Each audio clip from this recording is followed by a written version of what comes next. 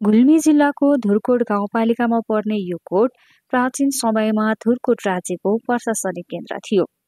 यो राज्य 24औं राज्य मध्येको एक थियो, जसकी स्थापना राजा जगतजितले गरेका थिए। गोर्खाली राजा पृथ्वीनारायण शाहको एकीकरण अभियानमा धुर्कोट पनि मिसिएको थियो। यहाँ ढुङ्गाका प्रखाल, डाँडाका किल्ला र मन्दिर अझै अवस्थित छन्। विजया दशमीको पूर्णिमामा यस कोटमा मेला र सरायनाच परम्परागत रूपमा मनाइन्छ। यसरी सांस्कृतिक गतिविधि सञ्चालन गरेर स्थानीय मानिसहरू संस्कृति र पर्यटन प्रवर्धनमा जोड दिइरहेका छन्। धुर्कोटको विकास हाम्रो शान, धुर्कोटको कोट हाम्रो पहिचान भन्ने नारासहित कार्यक्रम सञ्चालन गरिएको छ।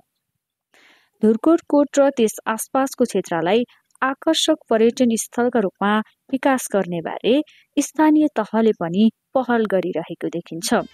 सांस्कृतिक कार्यक्रम र मेला आयोजनाले स्थानीय अर्थतन्त्रलाई अझ सहयोग पुर्याउने अपेक्षा गरिएको छ।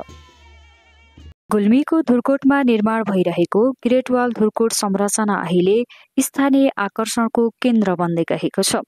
ऐतिहासिक धुर्कोट कोटको दक्षिण भागमा ढुङ्गाको पर्खाल सहितको सिँढी मार्ग निर्माण गरिएको छ, जसले डाँडाको टुप्पोबाट चारैतिरको दृश्य अवलोकन गर्न सकिन्छ।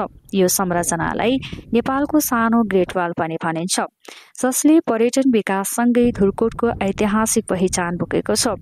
डाँडाको दक्षिण भागमा फैलिएको यो कोटमा ढुङ्गाको संरचना आधुनिक प्रविधि र पुरातात्विक स्वरूपको मिश्रणमा बनाइएको छ, जहाँ धुर्कोट र आसपासका हिमाल, खोला र बस्तीहरूको दृश्य अवलोकन गर्न सकिन्छ। गाउँपालिकाका अनुसार यस परियोजनाको उद्देश्य धुर्कोटको ऐतिहासिक पहिचान, स्थानीय रोजगारी र आन्तरिक पर्यटन प्रवर्धन हो। गाउँपालिकाका वडा अध्यक्ष कृष्ण नेपाली भन्नुहुन्छ, धुर्कोट कोट हाम्रो इतिहास हो। ग्रेटवाल धुर्कोटको निर्माणपछि हाम्रो गाउँमा दैनिक पर्यटक आउन थालेका छन्। यो हाम्रो गर्वको विषय हो।